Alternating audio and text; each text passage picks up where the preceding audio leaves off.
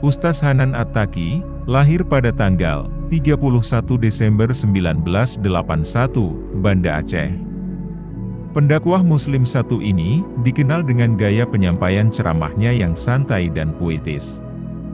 Hal ini yang kemudian membuatnya begitu digemari kawula muda.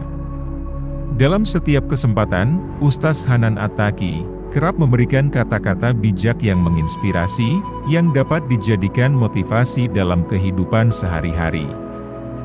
Berikut kata-kata Ustaz Hanan At-Taqi, yang kami lansir untuk sobat sekalian, dari berbagai sumber.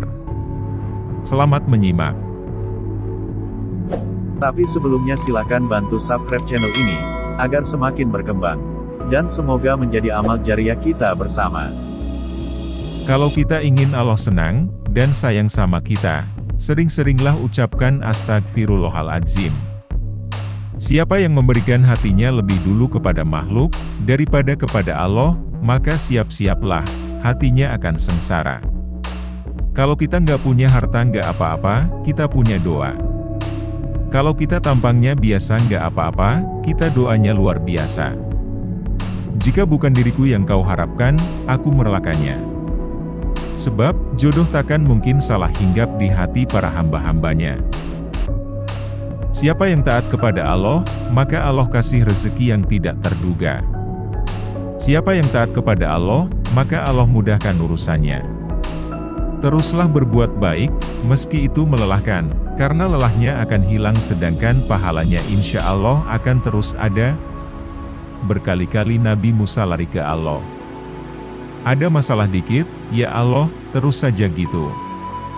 Makin banyak masalah, makin sering dia lari ke Allah. Kesolehan para sahabat Rasul itu, tidak tertandingi oleh manusia zaman sekarang.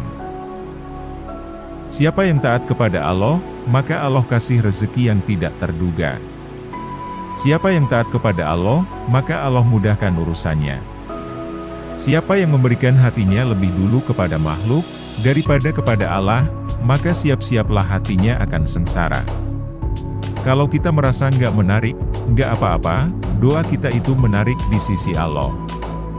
Pokoknya kalau kita nggak punya modal apapun dalam hidup, kita masih punya Allah, tinggal minta saja.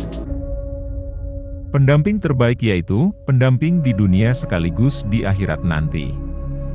Ketika kita merasa banyak masalah, perbaiki hubungan kita dengan Allah. Anak muda yang keren itu adalah anak muda yang tetap berpenampilan muda, punya selera muda, punya semangat anak muda, tetapi nggak jauh dari masjid. Zikir itu adalah solusi paling konkret. Tertawa itu seperti minum kopi, nggak boleh sering-sering. Ketika kita merasa banyak masalah, perbaiki hubungan kita dengan Allah. Kalau kita libatkan Allah dalam urusan kita, maka Allah sendiri yang melibatkan manusia untuk menyayangi kita.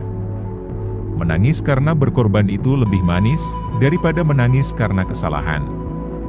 Nabi itu kalau ada masalah sedikit, sholat. Iman itu layaknya handphone, yang perlu dicas tiap kali low. Allah suka kalau kita merengek nangis depan Dia, Allah suka dimintai. Jadi, kalau ada masalah coba datang ke Allah minta sesuatu. Yang sedikit kamu bersabar itu lebih baik, daripada banyak kamu tidak mampu bersyukur. Insya Allah siapa yang mengharapkan endless love dan true love, tempatnya di masjid. Jangan batasi keyakinan kepada Allah, dengan kata mungkin. Apa penyakit hati yang paling berbahaya, yang dampaknya bisa kemana-mana? Ragu kepada Allah Subhanahu wa Ta'ala. Dosa itu mempengaruhi hidup kita. Syariat nikah itu mudah, hanya kadang manusianya yang membuatnya menjadi sulit. Dengan sedikit rasa takut, sedikit rasa kekurangan, dengan sedikit kegalauan, pasti Allah sedang menguji hambanya. Teruntuk orang yang bersabar, sampaikan berita gembira kepada mereka. Cari cinta dengan sujud, mendekatkan diri pada Allah, Allah akan mendatangkan sekian banyak orang yang mencintai. Cinta yang Allah titipkan kepada kita, cinta itu cuma sebagian dari 100 cinta yang Allah simpan di dalam surga.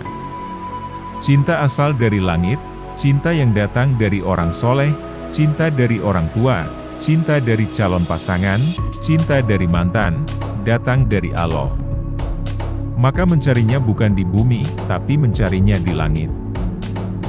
Ikhtiar diri menemukan jodoh, meningkatkan kualitas diri dalam ibadah dan hal lainnya, sehingga pantas untuk memperoleh jodoh seperti yang diidamkan.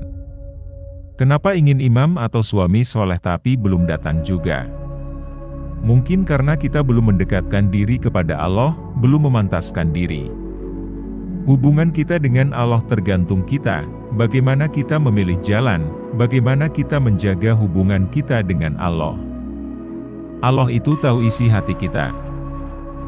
Ternyata Allah suka menyebut nama-nama hambanya, seperti kita sering menyebut nama orang yang kita cintai. Allah menyebut nama kita di antara para malaikat dan penduduk surga, sehingga ketika kita diizinkan masuk surga, nama kita sudah diukir Allah di taman-taman surga.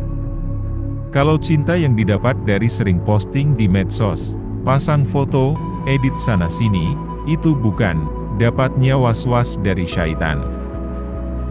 Ada satu hal yang harus kita sadari betul, bahwa cinta itu anugerah dari langit. Bahwa cinta itu pemberian dari Allah, dan tidak mungkin Allah memberikan rasa cinta yang membuat seseorang bertambah dosa. Kalau ada rasa yang bikin tidak khusyuk saat sholat, pasti bukan cinta. Kalau ada rasa yang menimbulkan perbuatan maksiat, pasti bukan dari Allah tapi hawa nafsu.